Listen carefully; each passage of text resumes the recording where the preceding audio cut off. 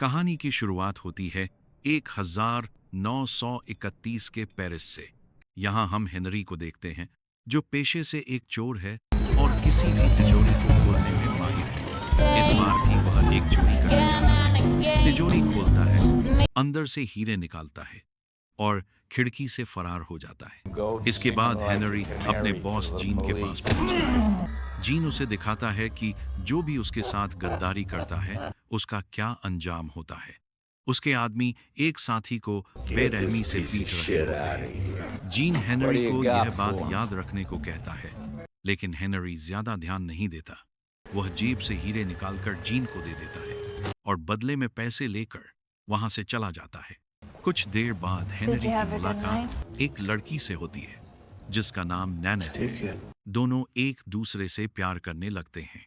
नैनेट को देखते ही हेनरी उसे एक नेकलेस और कुछ हीरे देता है। यही हमें पता चलता है कि हेनरी ने चोरी किए सारे हीरे जीन को नहीं दिए थे। नैनेट यह देखकर बहुत खुश होती है। दोनों बाहर घूमने निकलते हैं, लेकिन तभी जीन का एक आदमी नैनेट के हाथ में नेकलेस देख लेता है। उसे शक हो जाता है कि हेनरी कुछ छुपा रहा है। उधर हेनरी और नैनेट को इस बात का जरा भी अंदाजा नहीं होता और वे पूरी रात साथ में मजे करते हैं। सुबह होते ही नैनेट कहती है कि वह इसी शहर में हमेशा के लिए रहना चाहती है और इसके लिए उसे एक घर चाहिए। हेनरी समझाता है कि अभी उसके पास इतने पैसे नहीं हैं। नैनेट जिद करती है तो हेनरी कहता है कि उसे सिर्फ 6 महीने का वक्त चाहिए, वह पैसे इकट्ठा कर लेगा। इसी बीच दरवाजा पर दस्तक होती है। नैनेट सोचती है कि शायद मकान मालिक किराया लेने आया है। जैसे ही हेनरी दरवाजा खोलता है, पुलिस अंदर घुस आती है और उसे गिरफ्तार कर लेती है। पुलिस का कहना होता है कि हेनरी ने रोलैंड नाम के आदमी की हत्या की है। वही रोलैंड जिसे जीन के आदमी पहले टॉर्चर कर रहे थे। असल में उन्होंने ही रोलैंड को मारा था और सारा इल्जाम हेनरी पर डाले है। नैनेट चिल्लाकर कहती है कि हेनरी पूरी रात उसके साथ था, लेकिन पुलिस उसकी बात नहीं मानती और हेनरी को पुलिस स्टेशन ले जाती है। नैनेट उससे मिलने आती है और कहती है कि वह कोर्ट में अपील करेगी, लेकिन हेनरी समझ जाता है कि यह सब जीन की साजिश है। वह नैनेट से कहता है कि उसे भूल जाना ही बेहतर होगा, क्योंकि वे लोग उसे बाहर नहीं आने देंगे। फिर भी नैनेट कहती है कि वह उसे कभी नहीं भूल सकती।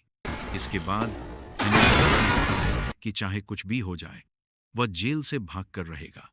उसकी यह बात पास की सेल में बंद कैदी जुलोट सुन लेता है। वह हेनरी से कहता है कि यहाँ से भागना नामुमकिन है। अगले दिन सभी कैदियों को जहाज में बैठाकर एक घने जंगल के बीच बनी जेल में ले जाया जाता है। रास्ते में जुलॉट हेनरी को एक आदमी दिखाता है, लुई डिगा। वह एक करोड़पति है और कहा जाता है कि उसने अपने पेट में बहुत सारा पैसा छुपा रखा है। जुलॉट कहता है कि अगर यहाँ से भागना है तो सिर्फ डिगा ही पैसे दिला सकता है। यह बात हेनरी के दिमाग में बैठ जाती है। वह डिगा से बात करता है और समझाता है कि यह जेल कितनी खतरनाक है और बिना सुरक्षा के वह ज्यादा दिन जिंदा नहीं रह पाएगा। हेनरी उसे सुरक्षा देने के बदले पैसे मांगता है, लेकिन डिगा उसकी बातों पर भरोसा नहीं करता। रात में जब डिगा सो रहा होता है, तभी एक विशाल आदमी उसके पास आता है, उसके साथी को मार देता है और उसका पेट फाड़कर पैसे निकाल लेता है। यह देखकर डिगा को एहसास हो जाता है कि अगली बारी उसकी हो सकती है। सुबह होते ही डिगा हेनरी के पास जाता है और कहता है कि वह उसकी मदद चाहता है।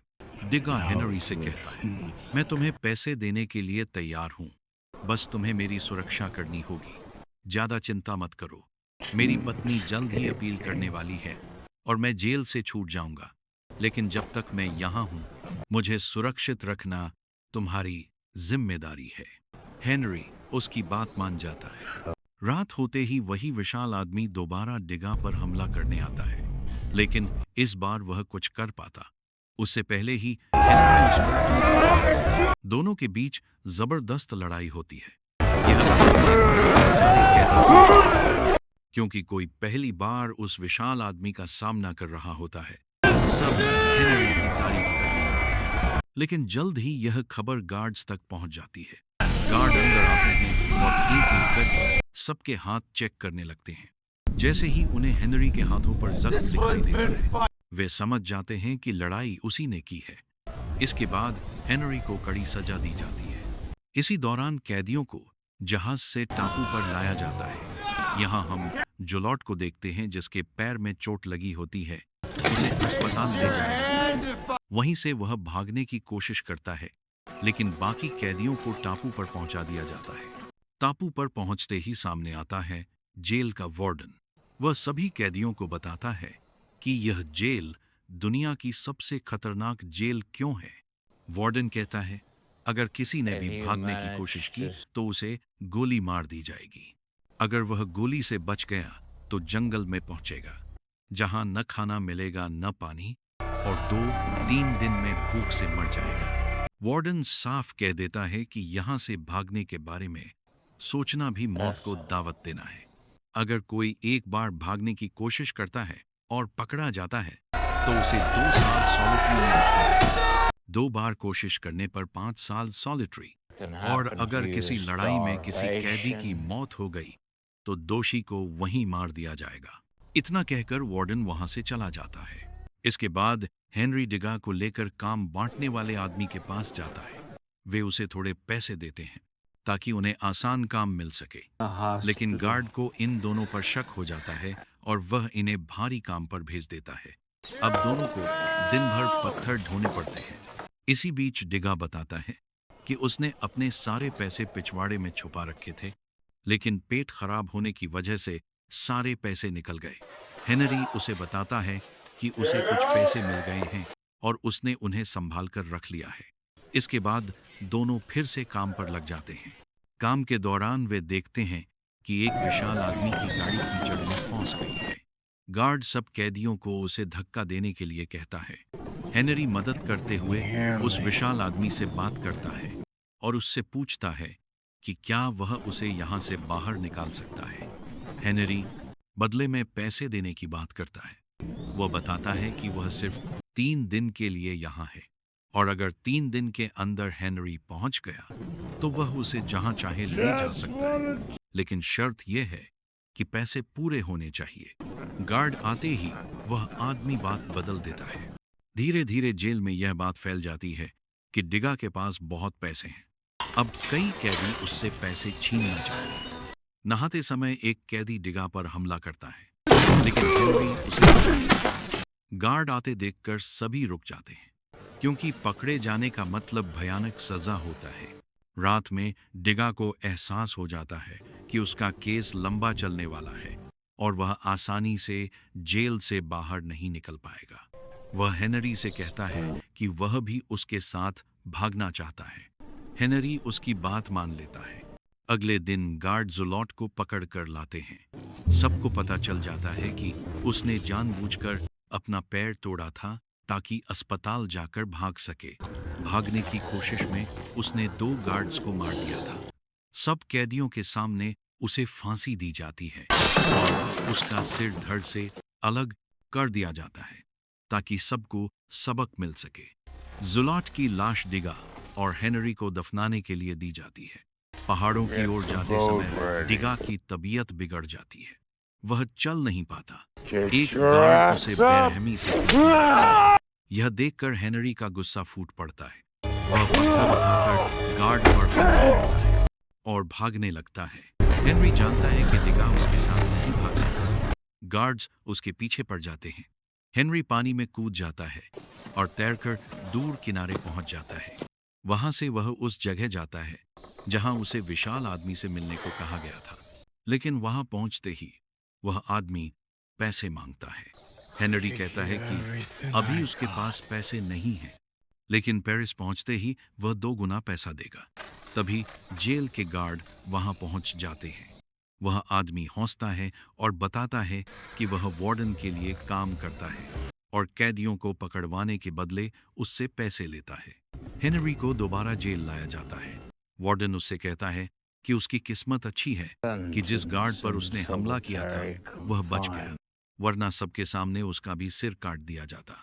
लेकिन क्योंकि उसने भागने की कोशिश की है, इसलिए उसे 2 साल सॉलिटरी कैद में रखा जाएगा। 2 साल तक हेनरी को सॉलिटरी में डाल दिया जाता है। इस दौरान उसकी हालत धीरे धीरे बिगड़ने लगती है। उसकी मानसिक स्थिति भी खराब होने लगती है। वह खुद को व्यस्त रखने के लिए एक्सरसाइज करता है और ज्यादा सोचने से बचता है। लेकिन यह जगह इतनी भयावह है कि आसपास कैदी मरते रहते हैं। अब हेनरी भी बहुत कमजोर होने लगता है। हेनरी को खाने के नाम पर सिर्फ गंदा पानी दिया जाता था। धीरे धीरे उसकी हालत इतनी बिगड़ जाती है कि वह मौत के कगार पर पहुंचने लगता है। तभी एक दिन उसे खाना मिलता है और खाने के भीतर वह देखता है कि एक नारियल है जिसमें एक चिट्ठी भी रखी हुई है। चिट्ठी पढ़कर हेनरी को समझ आता है कि यह नारियल डिगा ने भेजा है। डिगा ने गार्ड्स को पैसे दिए थे ताकि वे रोजाना उसे आधा नारियल खिलाएं। हेनरी को उम्मीद की नई किरण दिखाई देती है, लेकिन यह सिलसिला ज्यादा दिन नहीं चलता। वार्डन को इस बारे में पता चल जाता है। वह हेनरी के पास आता है, उसे पीटता है और पूछता है कि यह नारियल कौन भेज रहा है। हेनरी डिगा का नाम नहीं बताता। वार्डन पूरी कोशिश करता है, लेकिन हेनरी चुप रहता है। हेनरी की हालत और खराब होने लगती है। कुछ समय बाद वार्डन फिर आता है। उसे लगता है कि हेनरी अब टूट चुका होगा, लेकिन हेनरी फिर भी कुछ नहीं बताता। वार्डन उसे पूरी तरह अंधेरे में बंद कर देता है ताकि वह अपनी सजा अंधेरे में काटे। धीरे धीरे हेनरी का मानसिक संतुलन बिगड़ने लगता है। वह भ्रम में देखता है कि नेनेट खुद और डिगा क्लाउन के रूप में उसके सामने है। तिजोरी खोलते हुए वह महसूस करता है कि वह अपने अंदर ही कैद है। अंततः हेनरी की मानसिक स्थिति इतनी बिगड़ जाती है कि उसे अस्पताल ले जाया जाता है। वहां एक आदमी आता है और माफी मांगता है। वह बताता है कि अगर हेनरी आज यहाँ है तो सिर्फ डिगा की वजह से। डिगा उसे भरोसा दिलाता है कि वे जेल से जरूर भागेंगे और एक नई योजना बना चुका है। डिगा अपने ग्रुप में मैचोरेट नामक कैदी को शामिल करता है और मूवी की रात की प्रैक्टिस शुरू करता है। योजना यह है कि मूवी के दौरान गार्ड्स को बेहोशी की दवा दी जाएगी। हेनरी और उसके साथी इस योजना को अंजाम देने की तैयारी करते हैं। मूवी की रात आते ही डिगा शराब में दवा मिलाकर गार्ड्स को पिलाता है। दूसरे तरफ मैच्योरेट गार्ड को उलझाकर बाहर ले जाता है और बाकी लोग हमला करते हैं। हेनरी और उसके साथी बचे गार्ड्स पर हमला करके दरवाजे तक पहुंचते हैं। डेगाओं को चोट लगी होती है, लेकिन हेनरी उसे मदद करता है। जेल की बिजली चली जाती है, जिससे किसी को कुछ पता नहीं चलता। हेनरी और उसके साथी जंगल की ओर बढ़ते हैं। रास्ते में उन्हें एक आदमी मिलता है जो उन्हें बोट देने वाला होता है, लेकिन समुद्र में जाने पर पता चलता है कि बोट में छेद है और पानी भरने लगता है। सिलियर कहता है कि उन्हें डिगा को नीचे फेंकना पड़ेगा, लेकिन हेनरी मना करता है। थोड़ी देर बाद तूफान आने लगता है। सिलियर चाकू निकालकर हेनरी पर हमला करता है, लेकिन डिगा उसे रोकता है। इस बीच सिलियर की मौत हो जाती है। हेनरी और उसके साथी बोट से बचकर एक टापू पर पहुंच जाते हैं। वहां उन्हें नन मिलती है, जिससे पता चलता है कि नन को जेल से भागने की योजना का पता था। हेनरी यहां नहीं रुकना चाहता। वह बाहर निकलते ही पुलिस की गाड़ी देखता है और समझ जाता है कि नन ने उनकी खबर पुलिस को दे दी है। हेनरी तुरंत डिगा और मैच्योरेट को चेतावनी देता है ताकि वे भाग सकें। डिगा घायल होने के कारण तेजी से नहीं भागता। हेनरी को इस बार 5 साल के लिए सॉलिटरी में डाल दिया जाता है। सालों तक वह अकेले और भयानक परिस्थितियों में रहता है। धीरे धीरे उसकी मानसिक स्थिति बिगड़ने लगती है, लेकिन आश्चर्य की बात यह है कि वह अब भी जीवित है। वार्डन इसे देखकर हेनरी को डेविल्स आइलैंड भेज देता है, एक बेहद खतरनाक जेल जहां ज्यादातर कैदी मानसिक रूप से टूट चुके होते हैं और जिनके लिए जीने का कोई मकसद नहीं बचा। डेविल्स आइलैंड पहुंचकर हेनरी की मुलाकात डेगा से होती है। डेगा ने उम्मीद छोड़ दी है और उसकी हालत बहुत खराब है। दोनों यहां रहने लगते हैं। एक दिन हेनरी डेगा के पास आता है और कहता है, मैं यहाँ इतनी आसानी से नहीं रह सकता।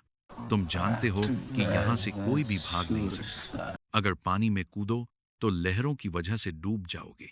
लेकिन मेरे पास एक रास्ता है। यहाँ बहुत सारे नारियल हैं। अगर हम इन्हें एक जगह इकट्ठा करें तो इन्हें इस्तेमाल करके पानी पर तैर सकते हैं और बच सकते हैं। लहरें खुद हमें ऊपर रख देंगी। डेगा को हेनरी का प्लान पसंद आता है। दोनों मिलकर नारियल इकट्ठा करने लगते हैं और आखिरकार वह दिन आता है जब वे पानी में कूदने वाले हैं। जब कूदने का समय आता है, डेगा कहता है, मैं नहीं जा सकता। बाहर की दुनिया मेरे लिए नहीं है। मैं इसी आइलैंड का हिस्सा बन चुका हूं। मैं अपनी आखिरी सांस यहीं लूंगा। लेकिन तुम जा सकते हो। तुम्हारे लिए बाहर बहुत कुछ है। हेनरी उसे समझाने की कोशिश करता है और गले लगाता है। फिर हेनरी पानी में कूद जाता है। कुछ देर के बाद हेनरी बाहर आता है और गां का नाम चिल्लाता है। डेगा बहुत खुश होता है कि उसका साथी जिंदा बच गया। हेनरी नारियल के बोरे पर लेट जाता है और लहरें उसे बहाकर दूर ले जाती हैं। समय बीतता है और कहानी 1969 में पहुंचती है। हेनरी अब बूढ़ा हो चुका है। वह पेरिस जा रहा है और वहां एक पब्लिशर से मिलता है। हेनरी अपनी पूरी कहानी किताब में लिख चुका है और चाहता है कि यह पूरी दुनिया तक पहुंचे। पब्लिशर उसकी कहानी सुनकर बहुत प्रभावित होता है। हेनरी बताता है कि उसकी पत्नी ने कहा था कि उसकी कहानी पूरी दुनिया तक पहुंचनी चाहिए।